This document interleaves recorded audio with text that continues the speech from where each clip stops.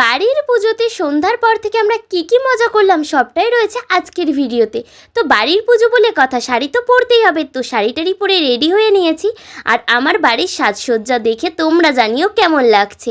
বাড়ির পুজো বলে কথা, তাই না? বাড়ির তো একটা আলাদা রকমেরই সাজসজ্জা হওয়ার কথা, তো সেই মতোই কিন্তু আমাদের বাড়িটা সুন্দর করে সেজে উঠেছে। আর এই দিকে দেখো, মা কালীরও কিন্তু আগমন ঘটে গেছে। আগের ভিডিওতে তো তোমাদের সাথে শেয়ার করেছিলাম সারাটা দিন আমরা কতটা ব্যস্ততার মধ্যে দিয়ে কাটিয়েছি, সাথে কতটা মজা করতে করতে মাকে আনতে গেছি। আর এই দিকে দেখো, মায়ের কিন্তু বিসর্জনেরও টাইম হয়ে গেছে, তাই যা যা নিয়ম কানুন আছে সেগুলোই আমরা পালন করে নিচ্ছিলাম। মা তো এক রূপে যাবে আর এক রূপে ফিরে আসবে। আর এই দিকে দেখো, সবাই মিলে বেরিয়ে পড়েছি। মায়ের এখন বিসর্জনের পথে আমরা সবাই মিলে এগোচ্ছি। আর জানো তো, এই টাইমটাই একটু হলেও মনটার মধ্যে দুঃখ দুঃখ লাগে। যদিও ছোটোবেলায় কিন্তু এই বিসর্জন দিতে যাওয়ার সময় খুব মজা করতাম, এখন তো সেই সব মজা কোথায় চলে গেছে। যাই হোক, এখানে যা যা নিয়মকানুন আছে সেগুলোই সবাই মিলে পালন করে নিচ্ছিল। তারপরে মায়ের বিসর্জনও হয়ে যায়। আর এই দিকে দেখো, মা তো আর এক রূপে চলেই এসছে। এবার শুধু মায়ের স্থানে মাকে নিয়ে যাওয়ার পালা।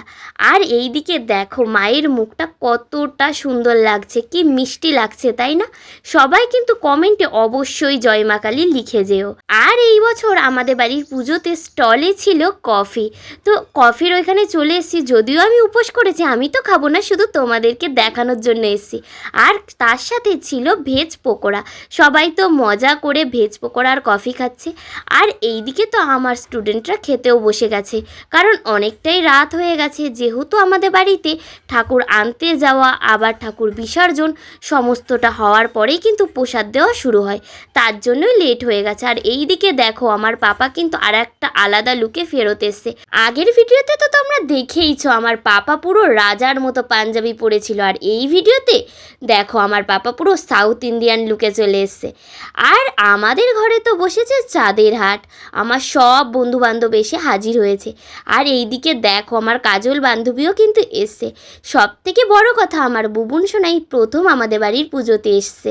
তার সাথে তো রিক্তাও এসছে।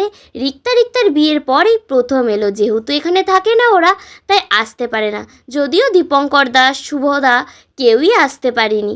যাই হোক, তাও যারা যারা এসছে সবাই মিলে আমরা অনেকটাই মজা করেছি।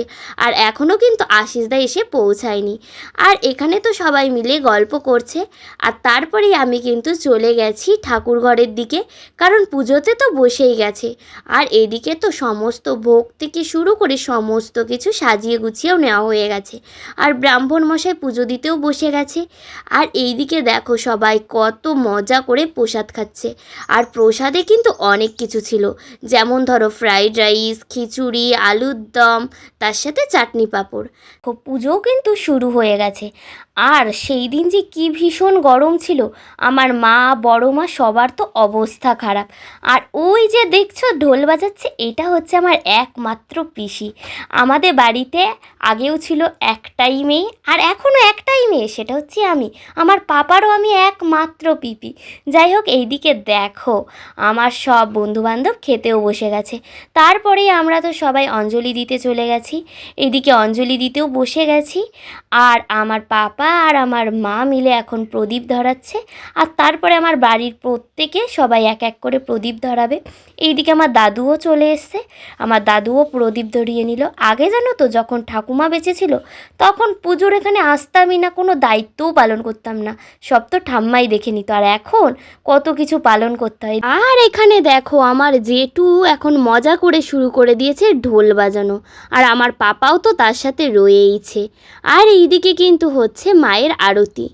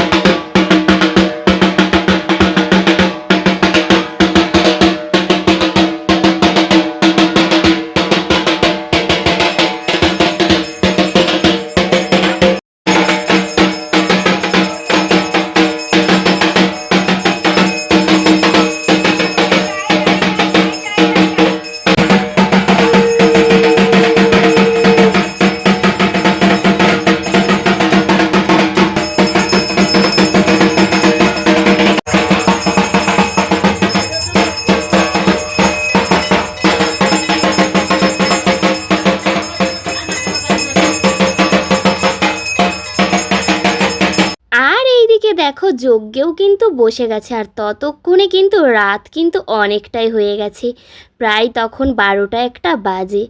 আর এখন তো হচ্ছে যজ্ঞ, আর যজ্ঞ হয়ে গেলেই আমাদের কিন্তু পুজো কমপ্লিট।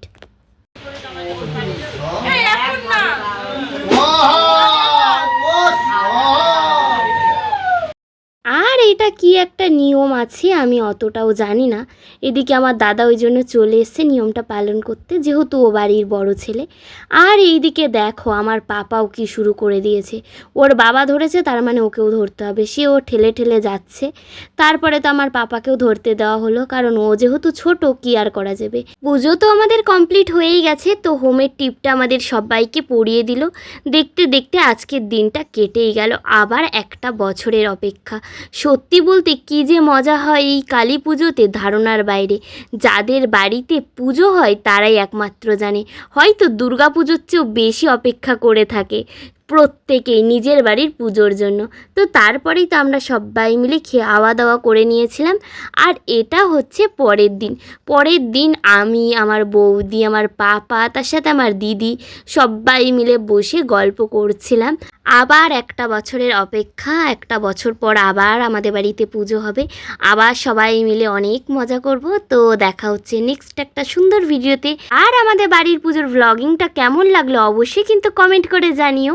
আর যদি ভালো লেগে থাকে তাহলে অবশ্যই একটা লাইক করে দিও। দেখা হচ্ছে নেক্সট কোনো একটা সুন্দর ভিডিওতে। এখন সবাইকে টাটা।